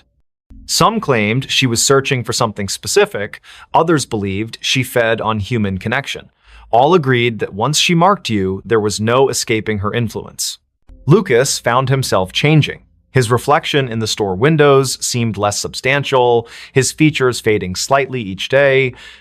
Customers commented on how tired he looked, though he slept better than he had in years. The security cameras captured moments when he wasn't entirely present, his form flickering like static between frames. The woman watched these transformations with apparent satisfaction, her humming growing more complex, as if composing a symphony only she could hear.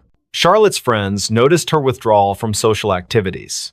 She spent hours sitting in her apartment, staring at the convenience store's security feed she'd hacked into. The woman's movements created patterns that resembled ancient symbols when traced over time. Mathematical equations formed in the spaces between appearances, suggesting a logic behind the madness. Yet each revelation came at a cost, fragments of Charlotte's personality chipped away, replaced by an understanding she couldn't articulate. The temperature in the store dropped steadily, creating condensation on the windows that spelled out words when viewed from certain angles. "Help me" appeared repeatedly, though none of them could determine if it was a plea or a command. The refrigeration units malfunctioned constantly, their contents freezing solid regardless of settings.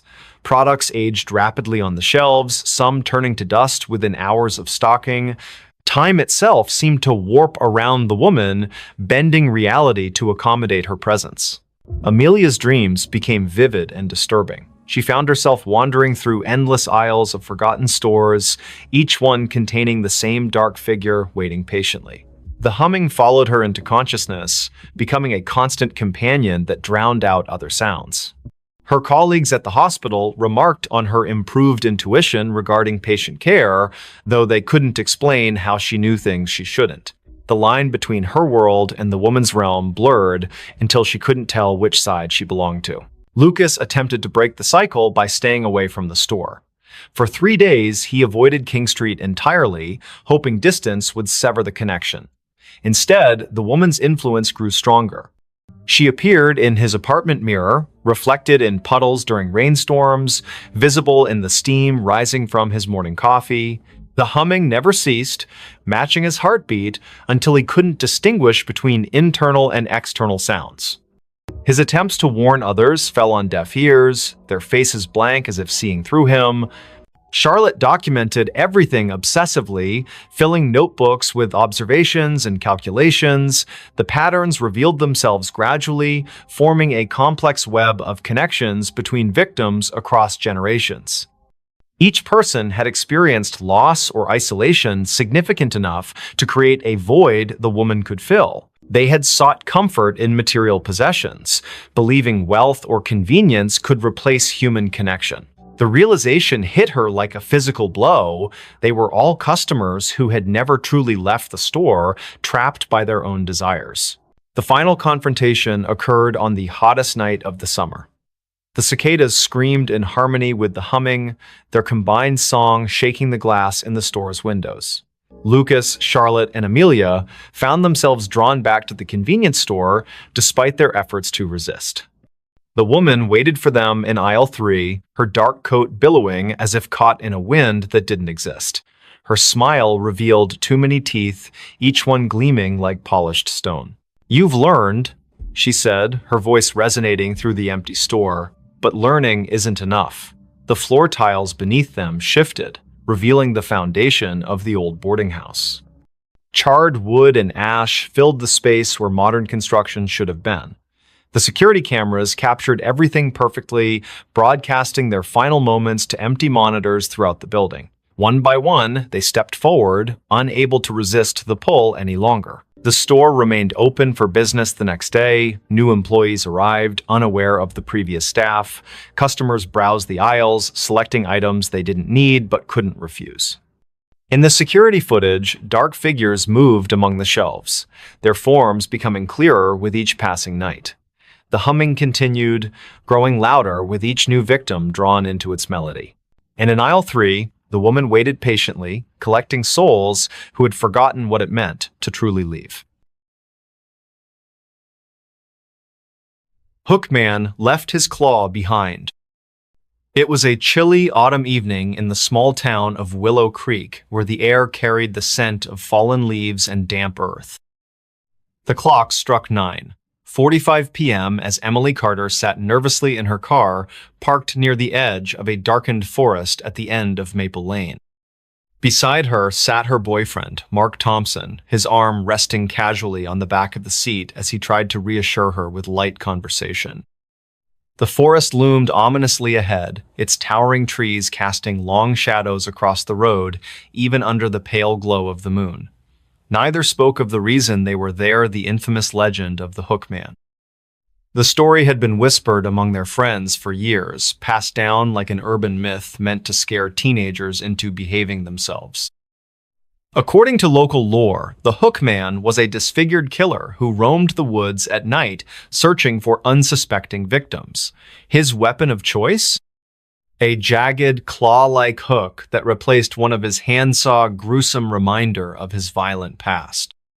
Some claimed he had died decades ago, while others swore he still stalked the area, drawn by the fear of those who dared visit his domain after dark. Tonight, Emily and Mark found themselves testing the truth behind those tales.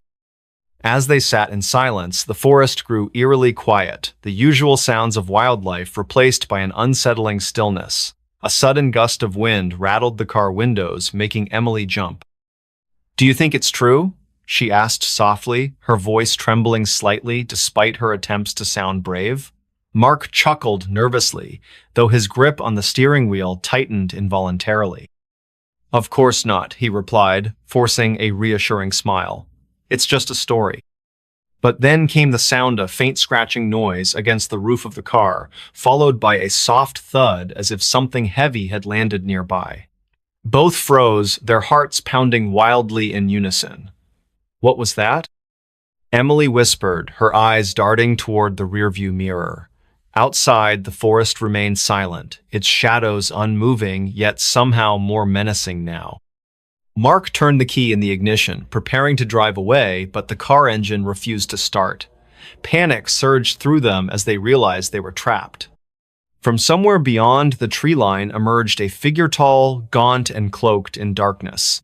Its face was obscured by shadow, but its presence radiated an undeniable menace. In one hand, it held what appeared unmistakably to be a hooked blade, glinting faintly in the moonlight.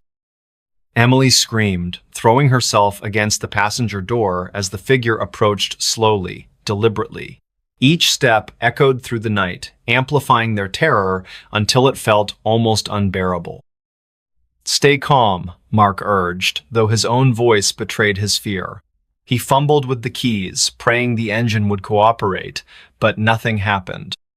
The figure reached the car window now, its claw scraping lightly against the glass. Inside, Emily sobbed uncontrollably, clutching her purse tightly as if it might protect her from whatever horror awaited outside. Mark grabbed a flashlight from the glove compartment, shining it directly at the figure in hopes of driving it back. But instead of retreating, the creature tilted its head slightly, studying them with unnatural curiosity. Then, without warning, it vanished, disappearing into the shadows as quickly as it had appeared. Emily and Mark sat frozen for several moments, unsure whether to believe their eyes. Finally, the car engine roared to life and they sped away from the forest as fast as possible. Behind them, the Hookman's laughter echoed through the night, chilling them to the bone. Back at Emily's house, they collapsed onto the couch, breathing heavily as adrenaline coursed through their veins. Their relief was short-lived, however, when Emily noticed something peculiar inside her pursy single, rust-stained claw resting among her belongings.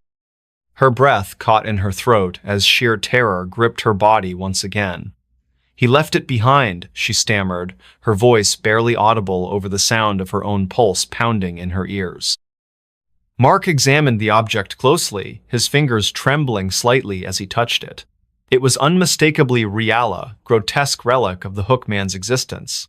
Yet, how had it gotten there? Neither could remember opening their bags during the encounter, nor did they recall seeing him drop anything before disappearing. The implications were terrifying. They weren't merely being watched, they were being toyed with. Over the following days, strange occurrences plagued Emily and Mark's lives. Shadows moved unnaturally in the corners of their vision, whispers filled the air even when no one else was present, and occasionally, They heard the faint scratching sound that reminded them all too vividly of that fateful night. Sleep became impossible, their minds replaying every detail of the encounter in endless loops. Desperate for answers, they consulted local historians and paranormal investigators, learning about similar cases involving the Hookman. Some claimed he acted out of vengeance, seeking retribution against those who mocked his deformity. Others believed he was bound to the forest, unable to leave its confines unless invited willingly by prey. Eventually, the strain became too much to bear. With nowhere else to turn, Emily and Mark sought refuge in separate cities, hoping distance might sever their connection to the entity haunting them. For a time, peace returned to their lives. They rebuilt routines, finding comfort in the familiarity of new surroundings.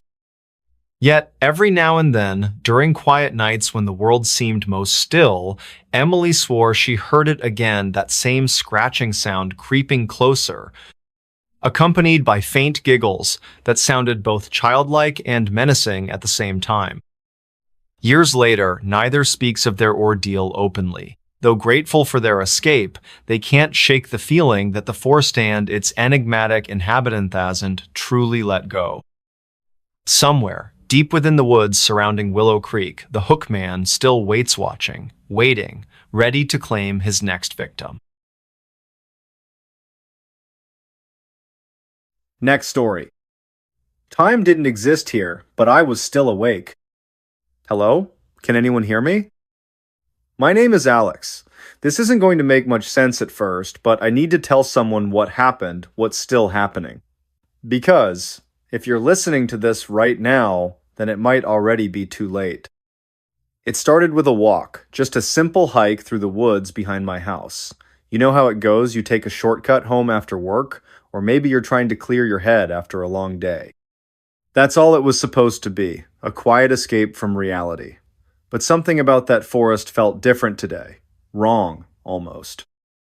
The air smelled stale, like it hadn't moved in years.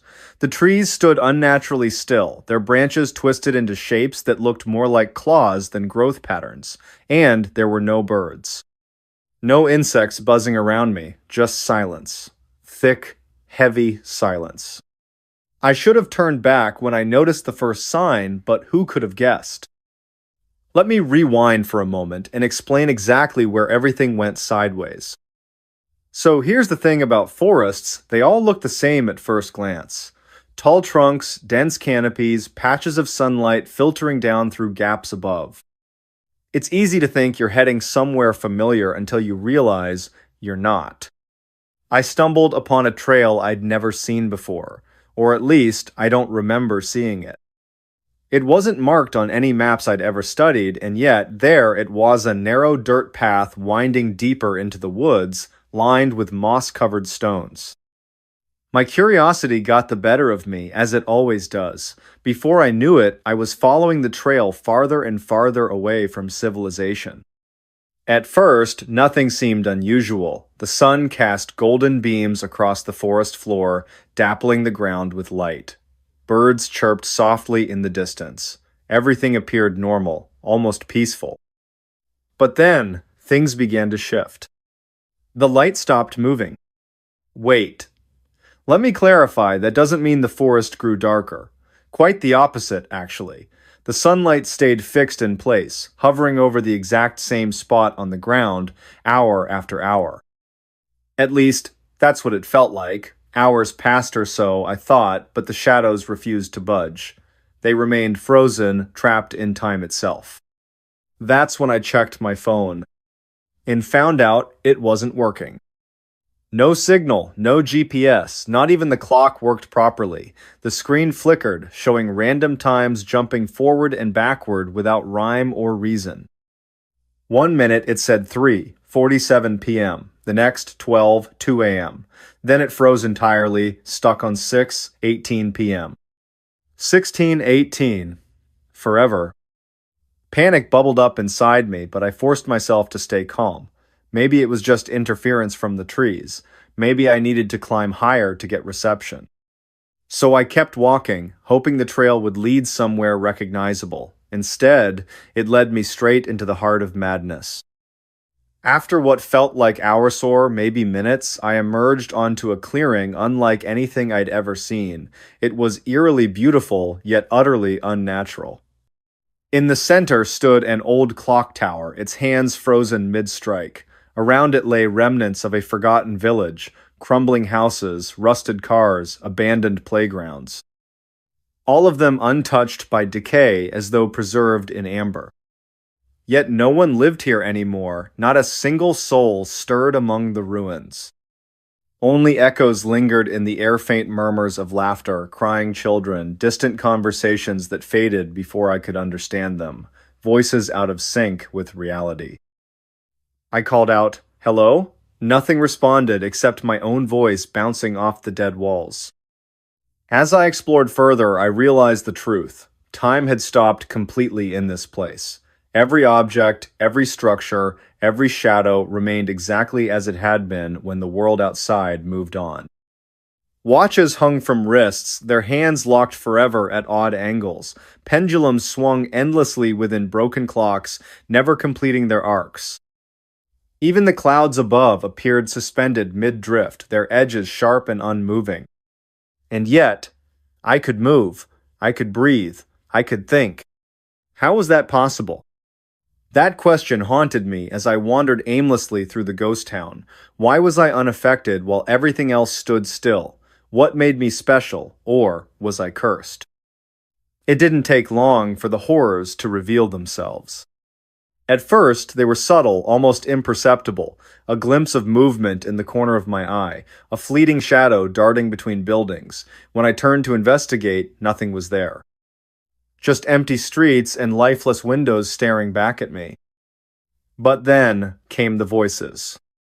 Whispered fragments of sentences drifted toward me, overlapping and twisting into gibberish.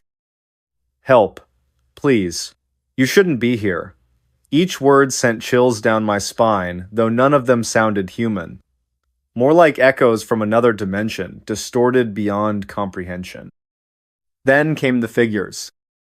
They weren't Pioplinot exactly. They were silhouettes etched into the fabric of reality, standing motionless in doorways, leaning against lampposts, crouching beneath staircases. Their forms shifted whenever I tried to focus on them, blurring into indistinct blobs of darkness, yet somehow I knew they were watching me. Watching and waiting. One nighter, what I assumed was night, I saw something truly terrifying. A man sat on a park bench near the fountain, his posture stiff and unnatural. His face was hidden beneath the brim of a wide hat, but his eyes gleamed with an otherworldly light. He stared straight at me, unmoving, unblinking. As I approached, he tilted his head slightly, revealing a mouth full of jagged teeth. Before I could scream, he vanished. Or maybe he didn't vanish. Maybe he simply became part of the background, blending seamlessly into the frozen tableau surrounding me. Either way, I couldn't shake the feeling that he and whatever else lurked here wasn't real. Not in the way I understood reality anyway. Days turned into weeks, or perhaps months. Without a functioning clock, it was impossible to tell. Time lost all meaning in this place. Hunger and thirst ceased to bother me. Sleep became unnecessary. My body adapted, or rather, it deteriorated. Slowly but surely, I began to lose pieces of myself. Memories faded. Faces blurred. Emotions dulled. The only constant was the creeping sensation of being watched. Always watched. Desperation drove me to try escaping over and over again. I retraced my steps along the trail that brought me here, only to find it looping back onto itself. Doors opened into brick walls. Windows showed reflections of places I'd never been. Maps crumbled to dust in my hands. Compasses spun wildly, refusing to point north. Eventually, I gave up trying to leave. There was nowhere to go, no one to save me. That's when the hallucinations started. At first, they were mild just flashes of color or strange smells wafting through the air. Then came the sounds, footsteps trailing behind me, doors creaking open, whispers growing louder in my ear.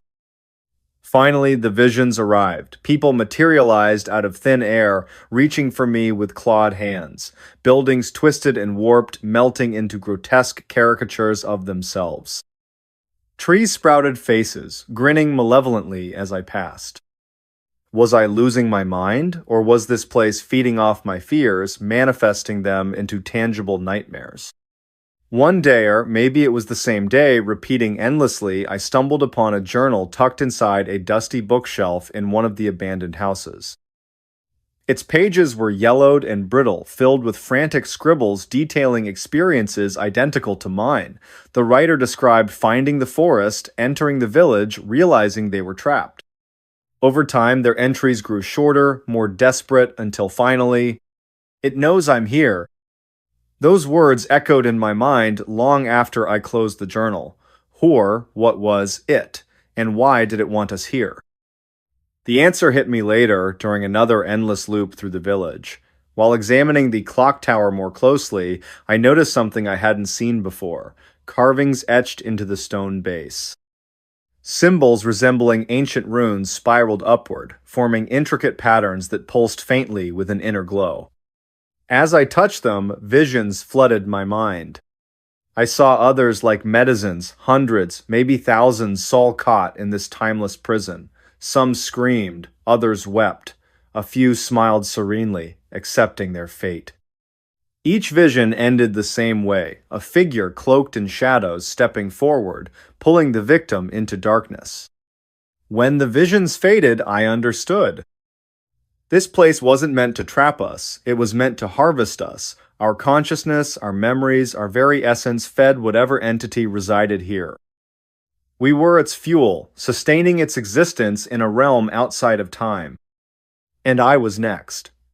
If you're hearing this, then I failed. Somehow, you found your way here just as I did. Please, don't make the same mistake.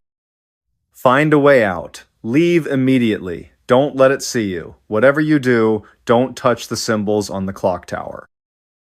I wish I could warn you more, but my time is running out, or rather, it's stopping altogether. The shadows are closing in. I can feel them dragging me under, pulling me apart piece by piece. Just promise me one thing. Tell someone about this place. Make sure they know it exists. Maybe someday, someone will figure out how to stop it. Goodbye. Wendigo's screams echo in the woods. It was late in the evening, around 9:15 p.m., when the first scream echoed through the dense pine forest surrounding Lake Hollow, a small community nestled deep within the northern woods of Wisconsin. The air was cold and still, with a biting frost that clung to every breath exhaled. Inside their cozy cabin on the edge of the lake, the Anderson family, Mark, his wife Emily, and their two children, 10-year-old Jake and 7-year-old Lily, were settling down for the night after a long day of hiking and fishing. The fire crackled softly in the hearth, casting flickering shadows across the walls, while the soft hum of crickets filled the silence outside. Jake sat cross-legged on the floor, engrossed in a book about Native American folklore, his eyes wide with fascination as he read aloud to his younger sister. "Did you know," he began, his voice tinged with excitement, "that some tribes believe in a creature called the Wendigo? It's supposed to be this monstrous being that lives in the woods and feeds on people who wander too far from home."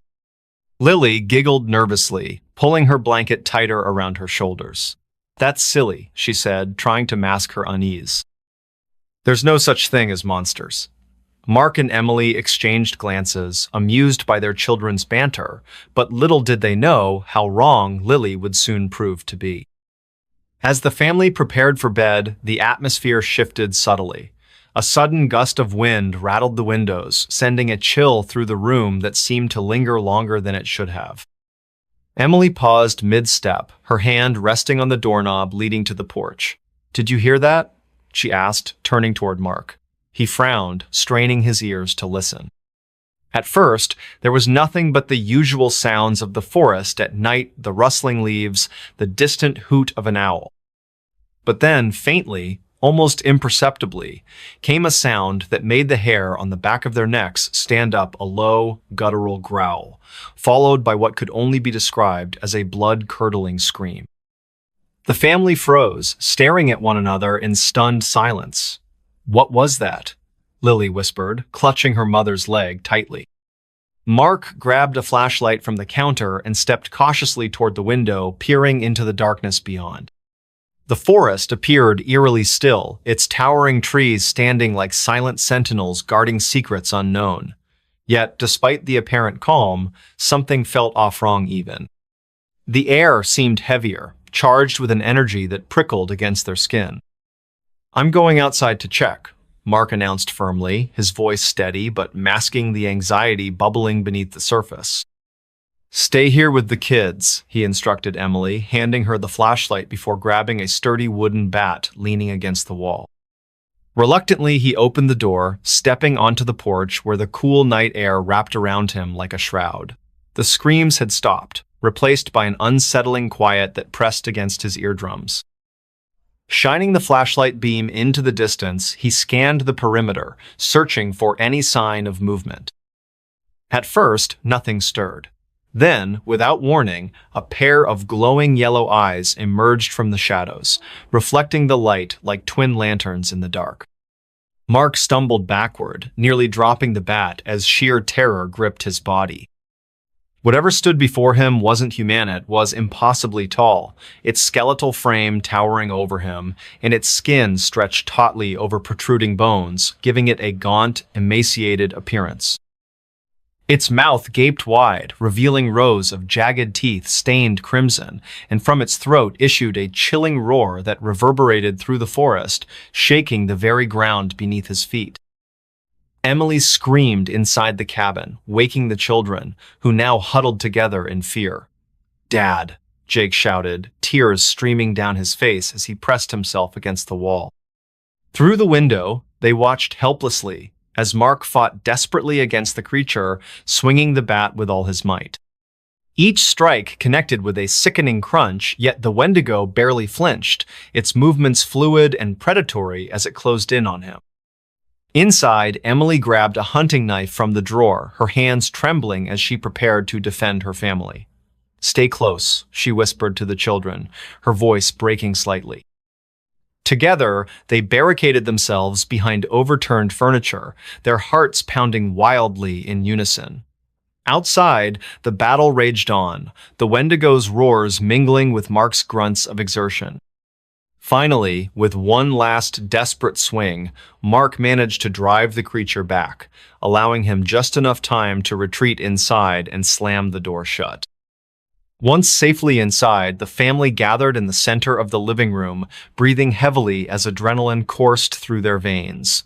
"We need to leave," Mark declared, his voice firm despite the fear evident in his eyes. Now, grabbing their belongings, they piled into the car parked out front, driving away from the cabin as quickly as possible. Behind them, the Wendigo's screams echoed through the woods, growing louder and more menacing with each passing mile. For hours, they drove aimlessly, seeking refuge in a nearby town.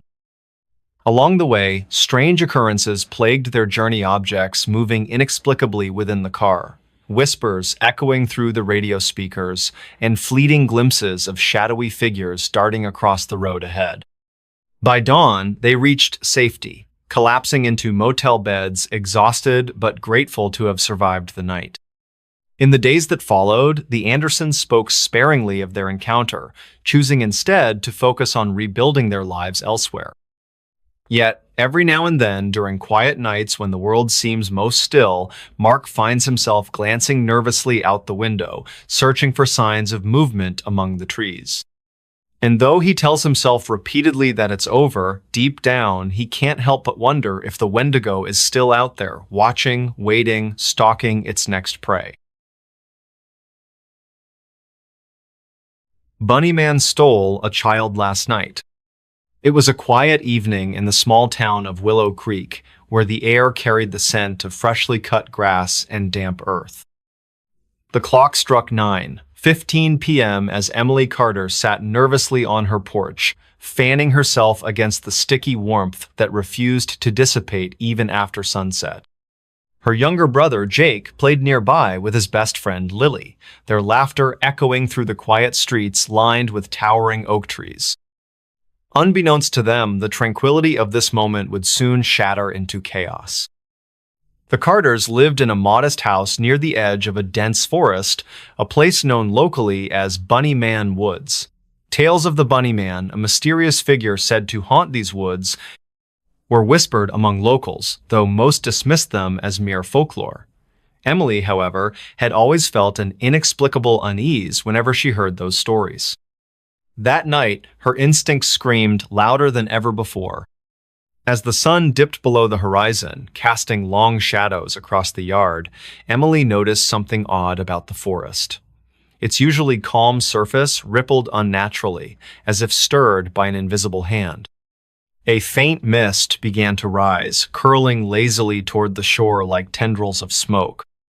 She dismissed it at first, chalking it up to the humidity, but then came the sound, a low, guttural growl carried on the breeze, haunting and otherworldly. It sent shivers down her spine, and she instinctively called out to Jake, urging him to come inside. "Jake, time to head home," Emily shouted, her voice cutting through the twilight. The children paused their game momentarily, glancing toward the house. But instead of obeying, Jake hesitated, drawn to the edge of the forest by some unseen force. "Just one more minute," he pleaded, his eyes wide with curiosity. Emily frowned, sensing the growing tension in the air, but reluctantly agreed, promising to keep a close eye on him. Minutes later, the atmosphere shifted dramatically. The sky darkened prematurely, clouds rolling in with unnatural speed, blotting out the stars and moon. A cold wind swept through the area, carrying with it the scent of salt and decay, unlike anything Emily had ever smelled before. The laughter of the children faded into silence, replaced by an oppressive stillness that pressed down on everything around them.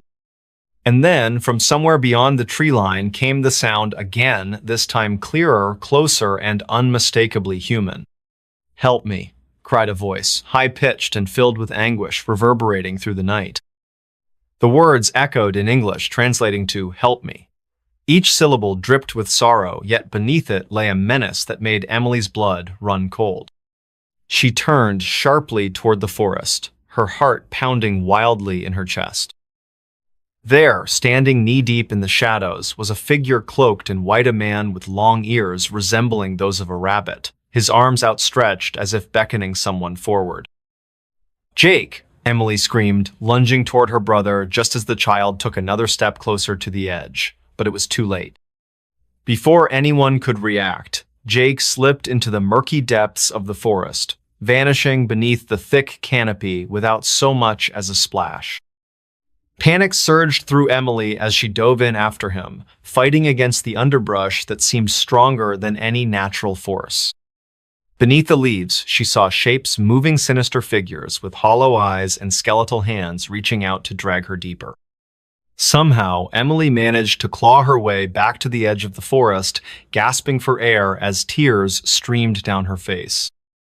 She searched frantically for any sign of Jake, calling his name over and over until her voice cracked from exhaustion.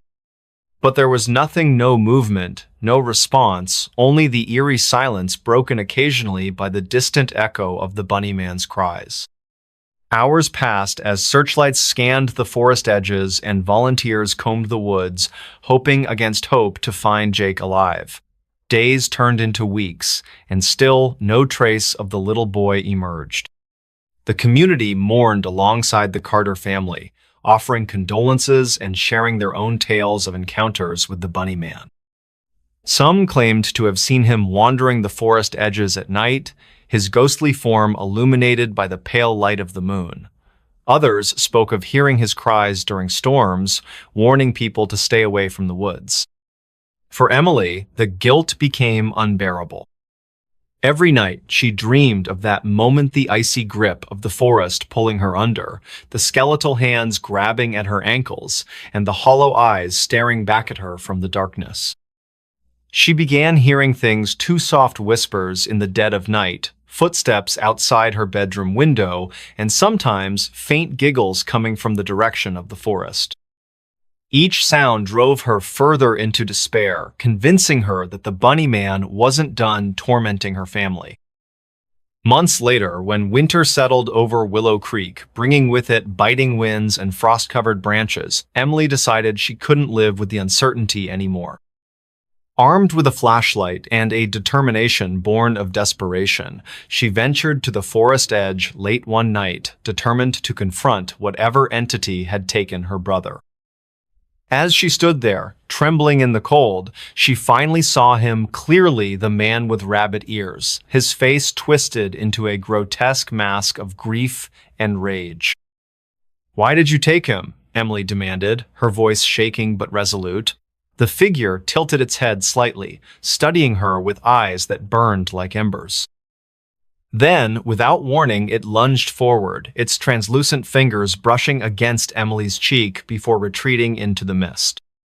In that instant, Emily understood the spirit hadn't acted out of malice. It had mistaken Jake for one of its own lost children, drawn by the innocence and vulnerability all children share. Though the revelation brought some measure of closure, it did little to ease the pain of losing her brother. Emily continued to visit the forest edge, leaving offerings of flowers and candles in hopes of appeasing the restless soul that haunted its woods. Over time, the sightings of the bunny man diminished, as if the spirit had found peace or, perhaps, simply moved on to another place where unsuspecting victims wandered too close to the edge.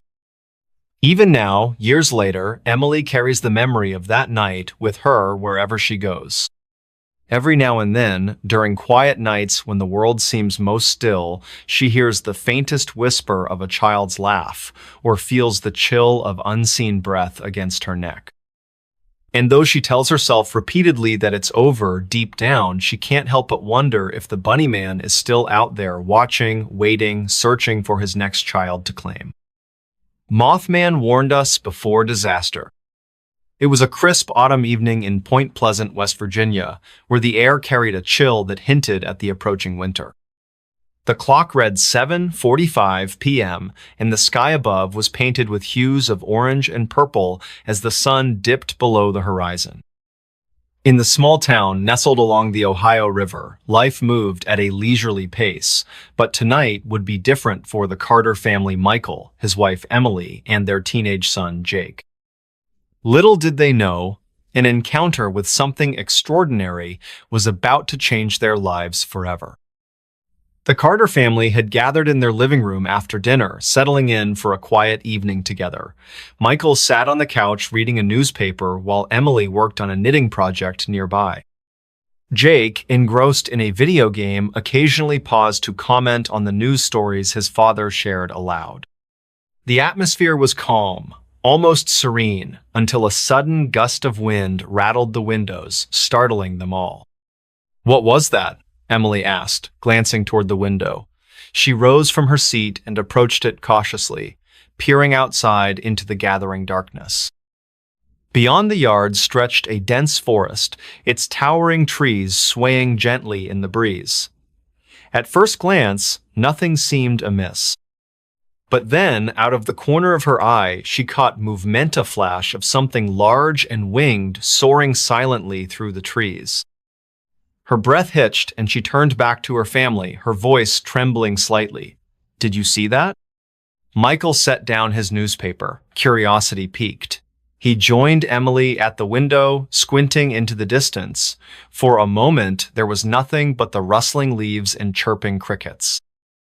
Then, without warning, the creature reappeared, a massive figure with wings spanning at least 10 feet, its glowing red eyes piercing through the shadows like twin beacons. It hovered briefly before disappearing into the depths of the forest, leaving behind an unsettling silence. Jake dropped his controller, rushing over to join his parents at the window.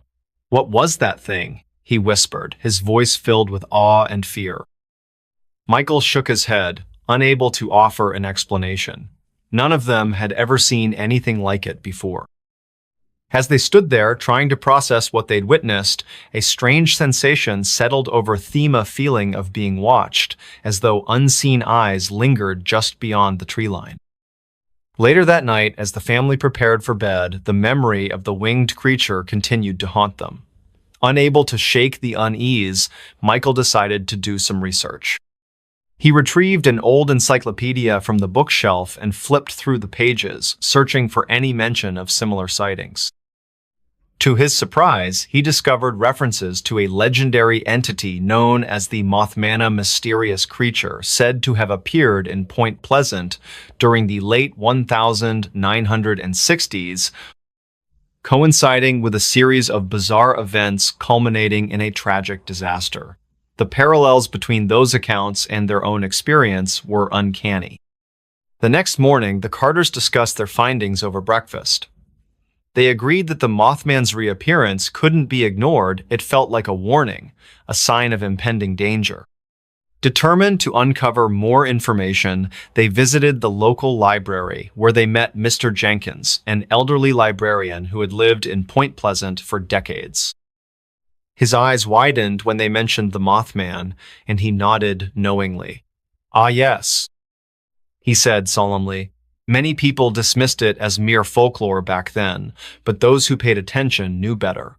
The Mothman always appears before tragedy strikes. His words sent shivers down their spines, but they pressed him for details. Mr. Jenkins recounted stories of other sightings of people describing the same glowing red eyes, the same silent flight, and the same ominous presence. He also spoke of the Silver Bridge collapse in 1967, which claimed the lives of 46 people, occurring shortly after the last reported sighting of the Mothman. The connection was undeniable, and the Carters left the library with a heavy sense of foreboding. Over the following days, strange occurrences began to unfold around Point Pleasant. Power outages plagued the town, leaving entire neighborhoods plunged into darkness. Strange noises echoed through the woods at night-low growls and haunting whispers that sent chills down the spines of anyone who heard them. Farmers reported livestock behaving erratically, refusing to enter certain areas near the riverbank. And then came the dreams, vivid nightmares plaguing each member of the Carter family, filled with images of collapsing structures and desperate screams. One evening, as the family sat together in the dim glow of candlelight due to another power outage, they heard a deafening screech that reverberated through the air, followed by the sound of flapping wings overhead. They rushed to the window, hearts pounding wildly, and saw the Mothman once again, this time perched atop a nearby telephone pole. Its red eyes locked onto theirs, staring intently as if delivering a final message. Without speaking, they understood the gravity of the situation. That night, the Carters made a decision. Packing only essentials, they left Point Pleasant, seeking refuge in a neighboring town. Days later, news broke of a catastrophic event. A major bridge connecting Point Pleasant to Ohio had collapsed.